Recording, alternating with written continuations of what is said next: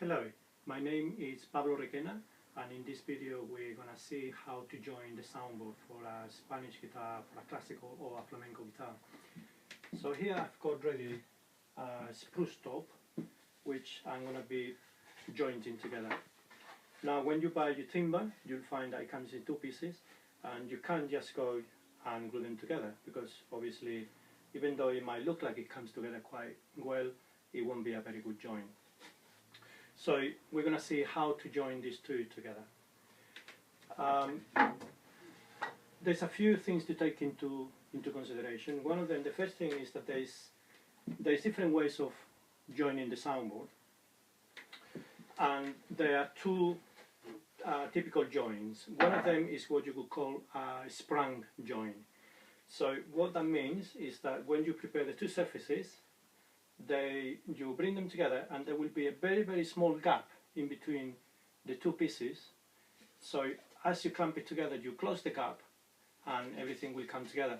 And what that does is that when there's basically a little bit of tension built into the joint, so that will encourage naturally the production of the tone, because the timber will want to sort of flex naturally. But that's not the type of joint that we're going to have a look at today. Today we're going to do a join in which the two sides match perfectly, everything is absolutely straight, and there's hardly any pressure to keep them together so that they are joined. So basically what we're going to do is that we're going to be using a shooting board, and this is no more than two pieces of plywood that they have been glued together, and they are creating two different levels. So you can see these two pieces are slightly different in width. I've also have a stop here, which is quite helpful for some jobs. So all I need to do is to work out which side is going to be joined. In this case, you can see I've got my lines there ready. So those are the two edges that I'm going to be working on. And all I need to do is to bring them together and bring them right to the top, and I'm going to leave about 10 millimeters overhang in there, and then I'm going to get a couple of blocks to be able to clamp it into my shooting board.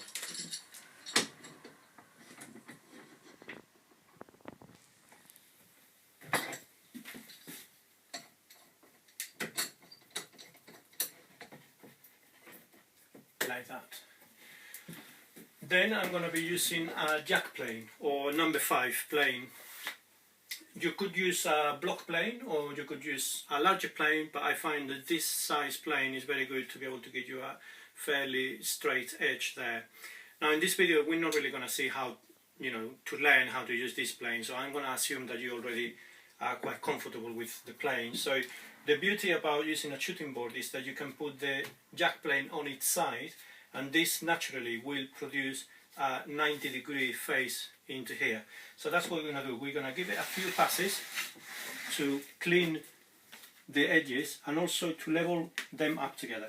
So I'm going to start with quite a coarse blade. So I'm going to bring the blade out a little bit so that I can debulk this quite easily. And you can see these shavings are quite big. But at the moment all I want to do is to go down like a millimeter or so.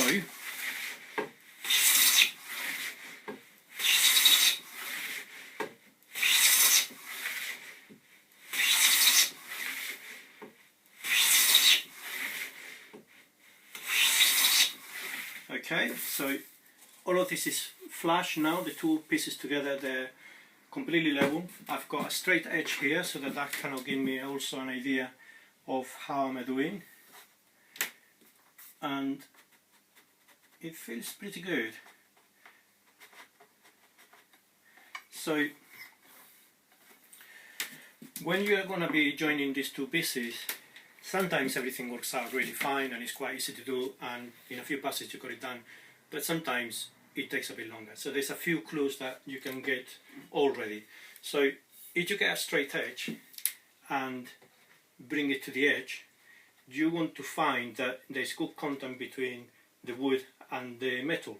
So if I press in the middle, and I move it here, I can see that actually it's rubbing in both sides, but not too tightly. So I know that there is a slight, very slight bow here, and that's why the two ends are sort of a little bit loose, and I got a good rubbing action in the middle. So now it's time to get the plane cutting a lot finer, because that's when I can get a good join here.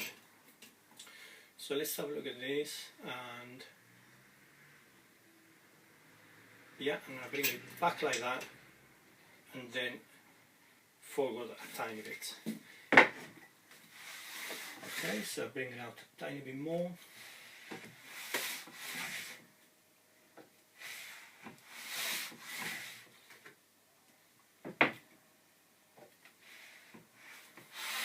Okay, so now I have a very, very thin shaving, and this is telling me that now I can get a good surface here.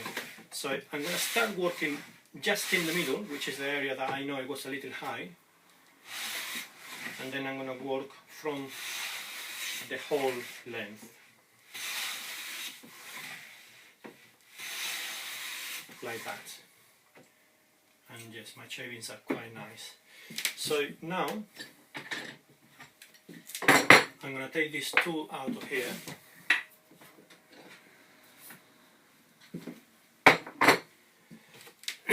and I'm going to have a look and see how I've done. Now I would expect it to work already, but we need to kind of have a look and see what we have.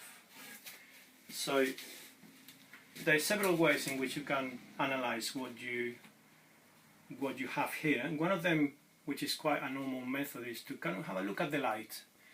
So I bring it up to, I've got the light at the back behind me, well, sorry, in front of me, and if this might not be so easy to show in the camera, but I will explain what's happening. And basically I try to bring them together as neatly as I can, and then put a little bit of pressure this way, so that these two faces are meeting each other, and then bring it up to the light, and I can see, if I sort of move it sideways a bit, I can see that there is a tiny bit of a gap up here, and this gap goes from the top just down to there. So I'm going to have a look again just to check.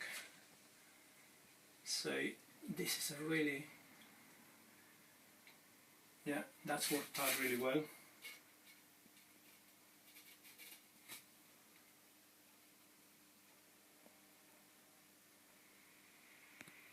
Yes, well, I am quite happy with this actually. Now the other test that you can do is you can twist the two pieces when they are together. So if I bring them like this and I put a bit of twisting action, I can see, can you see how it does move a tiny bit in the top, but at the bottom and everywhere else one piece is dragging the other one along, so there's good contact.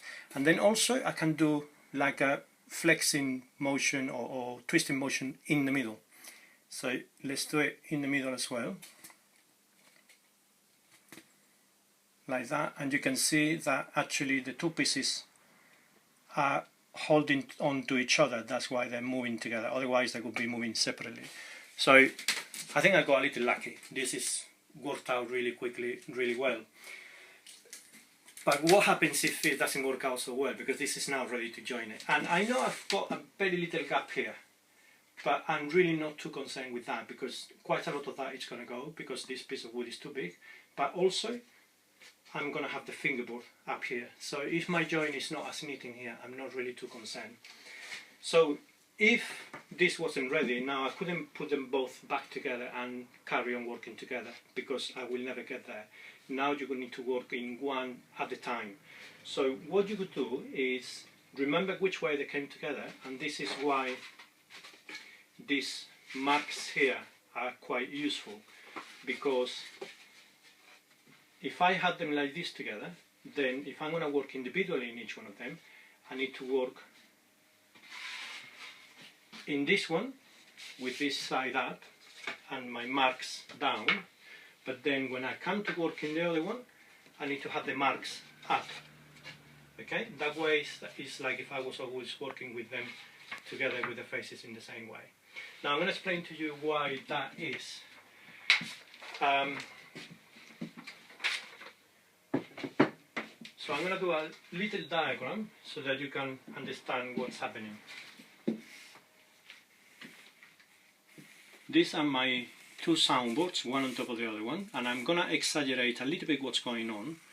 But basically, when we are playing in the edge, even though we're using a shooting board and everything should be square, there's always going to be a very slight angle, which I'm making a little bit too much. It's obviously not like this.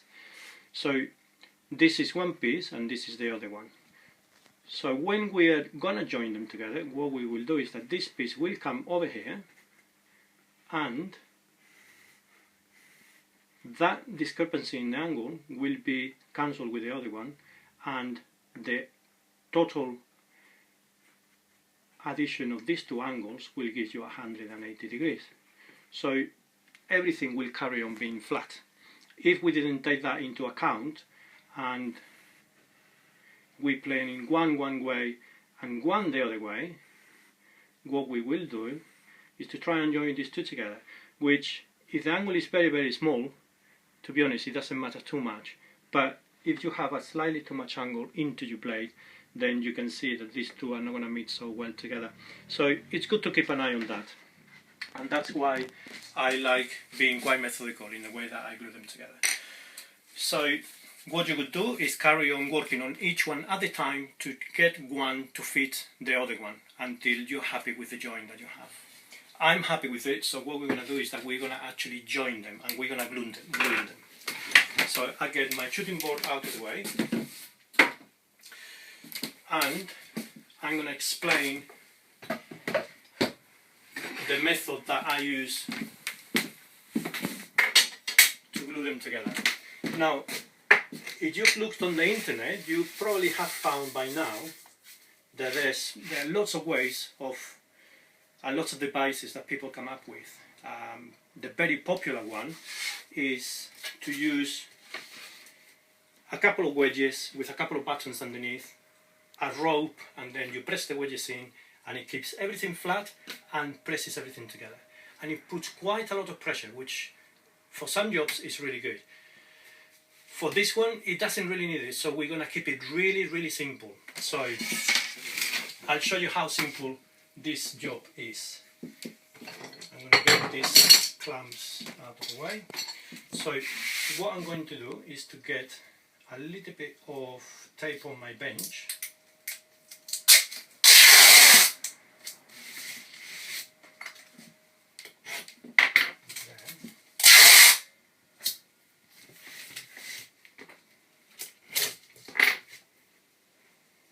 And one more.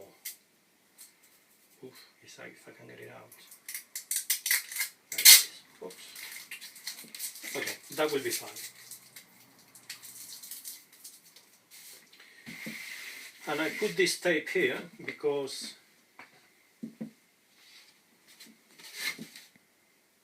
I'm going to be gluing this on the bench, and I don't want the glue to start going into the bench and messing everything up.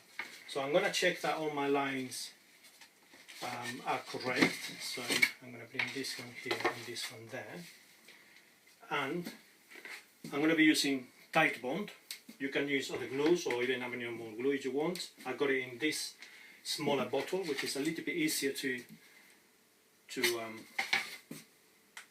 well, that's if it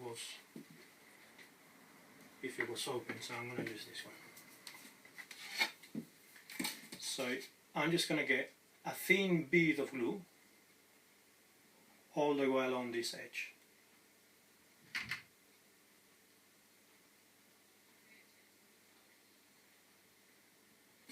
Like so. And I'm going to spread it so that the whole of this edge is being covered with glue. And I'm doing it in such a way that I'm actually not removing the glue, I'm leaving like a thin bead on top. And I'm going to bring them together, and I'm going to make sure that everything lines up. And because the joint was already very good, you can see there's a little bit of squeeze out all the way along, so you can see how everything was coming together really well. And it's only in this edge that you can see there's a tiny bit of movement, but everywhere else everything is holding it to each other really well. So what I'm going to do is that to keep them together, I'm going to use some tape. Now I like using this reinforced tape because it means that I can really stretch it and it's not going to break. But if you don't have this tape, which I bought on eBay, I'm sure you can find this quite easily, you could use normal masking tape. So what I will do is to stick the tape to one side, and then once I got it completely stuck, I'm going to just pull it together and stick it down. Then I'm going to do this end the same, stick it and then pull in this end and stick everything down. The same in here, stick that one there and pull it together. And I'm going to put another one in the middle here.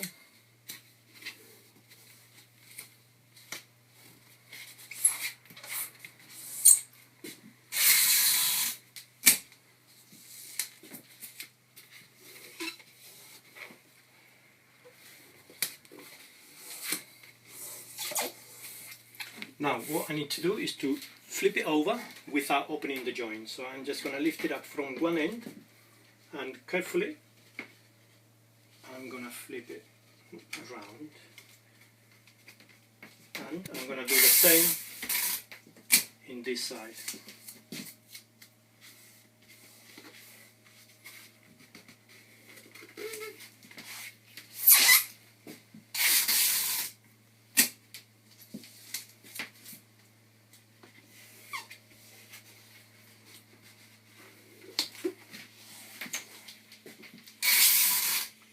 Now, if in your workshop is very hot and you are using normal masking tape, sometimes what happens is that the masking tape will start peeling off. Sometimes it happens to this tape as well. But often, by the time that starts to happen, the glue is already set, so the joint is not going to open up. But if you are concerned about that and you want to keep this well stuck together, all you need to do is something I'm going to show you in a minute. So I've got all my tape here. So to make sure that they're not going to start peeling up, all I do is to get a little bit of masking tape and hold all of this down with the tape. And holding these edges down, it keeps it down and they don't peel off. So I'm going to stick this over here. And this one, I'm going to do the same in this side as well. So you can see how simple this method is, and what it means is that you don't need to have complicated jigs or complicated devices to join the two pieces together. Now, like I was saying, if you had a sprung joint, which means that there would be a very slight gap in the middle, then obviously this method is not going to be the one for you, because you will need to have a way of really being able to press these two together so that that joint will close. And it will do, and then what will happen is that when you get the soundboard to be a bit thinner, that will already force the soundboard to pop up and start encouraging the belly. But that's not the way that I do it. So this is all there is to it. You can see it's fairly simple. If there is something that is not clear, please let me know and leave any comments or send me an email if you have any questions. And until the next video. So thank you for watching.